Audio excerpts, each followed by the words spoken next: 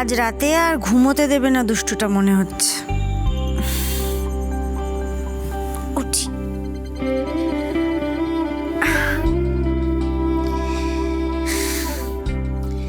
কি রে, দুষ্টুমি হচ্ছে না? রাত হলেই খালি দুষ্টুমি বাড়ে। উফ বাবা, তুই যদি এরকম করিস তাহলে একটু পরে দেখবি বাবাও জেগে গেছে। কথা তো শুনিস না। আচ্ছা ঠিক আছে, ঠিক আছে, চলো দুজনে মিলে একটু ঘুরে আসি, কিন্তু ঘুরে এসেই কিন্তু আমরা দুজন ঘুমিয়ে পড়বো। চলো।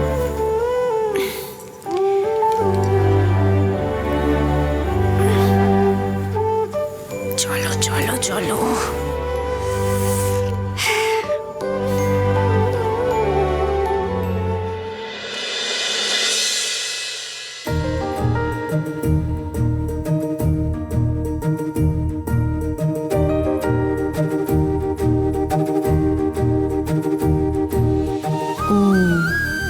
তার মানে এত রাতে এই কারণেই লাইট জ্বলছে।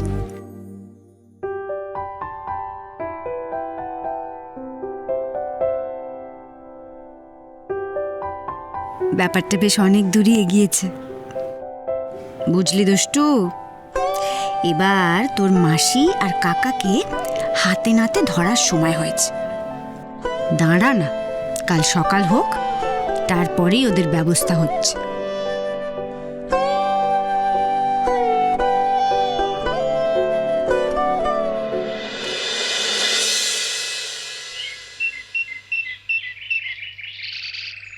মা, আমি আসছি।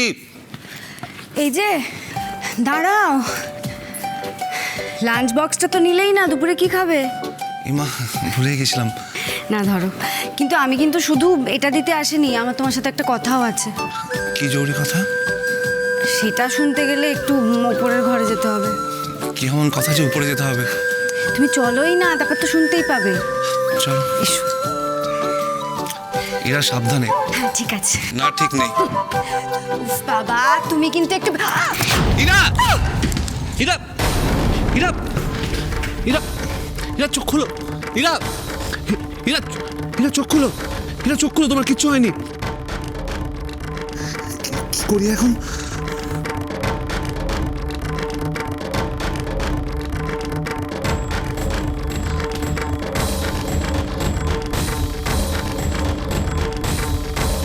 ইরা চোখ খুলো। ইরা,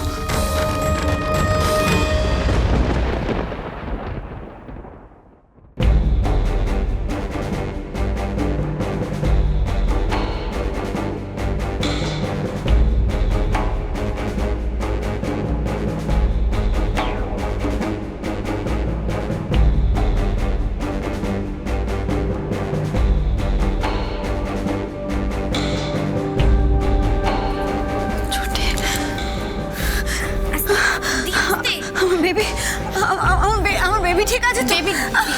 বেবি তো ঠিক আছে, কোনো ভয় নেই। তুই একটু রিল্যাক্স করে বস তো, পিছন দিকে সরে আয়। আস্তে দি, আস্তে।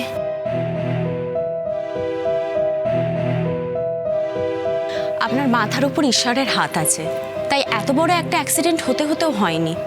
আপনি আর আপনার বেবি দুজনেই ভালো আছেন।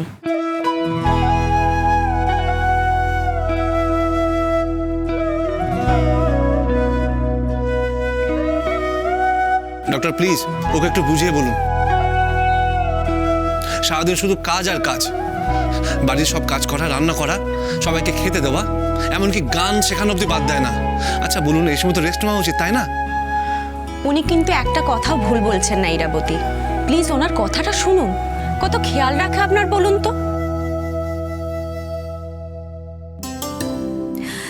আচ্ছা, উনি নালিশ করছেন, আপনি সেটা শুনছেন?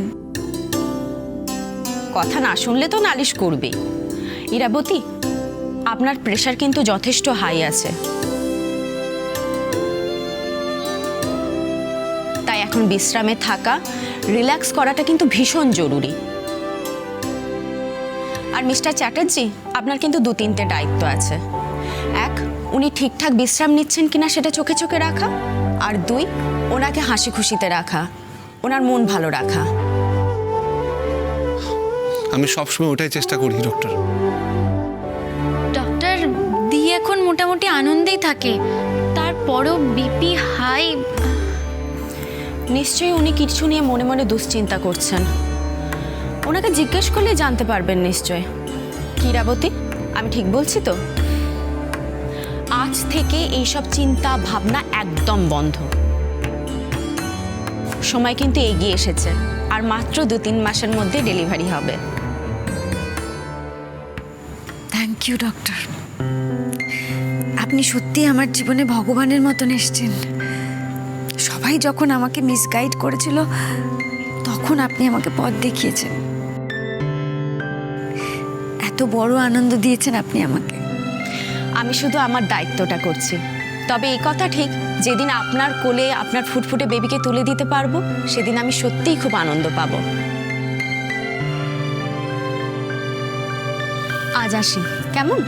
ভালো থাকবেন। হ্যাঁ, ডক্টর চলুন আমি একটু এগিয়ে দিয়ে আসি। না ব্রো, তুমি বৌদিকায় থাকো, আমি ওনাকে এগিয়ে দিয়ে এসছি। ওকে, আসুন ডক্টর।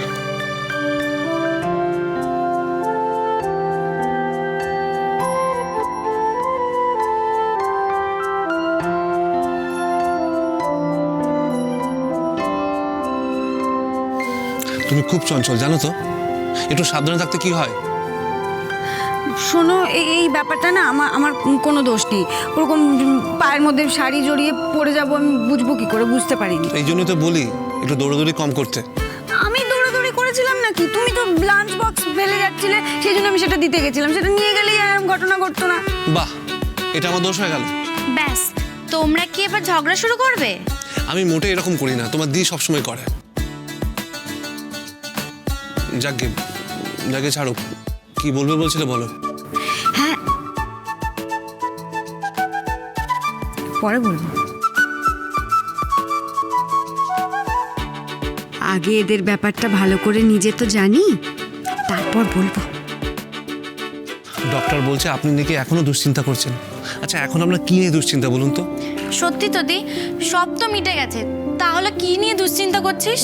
উফ বাবা, আমি কিছু নিয়ে দুশ্চিন্তা করছি না। তবে হ্যাঁ, ভাবনা তো হবেই। বাড়ির সবাইকে নিয়েই ভাবি, তোর কথা ভাবি, ওর কথা ভাবি। ও একটা কথা তোমাদের বলাই হয়নি, আমি না ঝিলিকে এই কদিনে অনেকবার ফোন করেছি। ওর ফোনটা সমানে সুইচ অফ বলছে। আমি কাকু কাকিমাকেও ফোন করেছিলাম, কিন্তু কাকু কাকিমা একবার বলছে ঝিলি বাথরুমে, একবার বলছে ঘুমোচ্ছে। আমার কেমন যেন খটকা লাগছে জানো। আবার কাকু কাকিমা সেদিন বললেন ওরা নাকি সবাই মিলে দেশের বাড়ি গেছে। বলছি একবার ওখানে গিয়ে ওদের সাথে দেখা করে এলে হয় না? মানে তুমি এখন ঝিলামকে দেখতে দেশের বাড়ি যাবে ওখানে? দি, ভুলেও এসব করতে যাস না। আর আমার তো মনে হয় ঝিলির এটা নতুন কোনো প্ল্যান। সন্ধি, বাড়িতে যখন সবাই ওকে ভুলে গেছে তখন তুইও চেষ্টা কর না ওকে ভুলে যেতে। তিস্তা একদম ঠিক কথা বলেছে। সবাই হয়তো ঠিকই বলছে, কিন্তু ঝিলি দোষ করেছে বলে ওকে তো শাস্তি দেওয়া হয়েছে। তাই বলে ভুলে যাওয়া কি কখনো সম্ভব? ও তো আমার বোন, ওকে আমি বড় করেছি। আমি চাই ও যেখানেই থাক যেন ভালো থাকে, ওর সন্তান যেন ভালো থাকে। ইরা, বলছি ওষুধটা হাতে নিয়ে বসে থাকবে না খাবে? কড়া শাসন দেখেছিস? হ্যাঁ, তাই তো দেখছি। ডক্টর চলে গেছেন, কম্পাউন্ডারকে আমার পেছনে ছেড়ে গেছে। আমি কম্পাউন্ডার? হ্যাঁ সত্যি, নাও।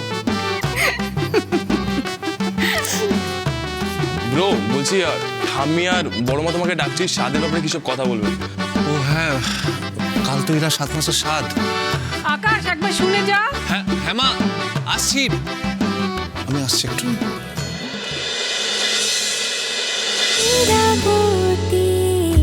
চুপ কথা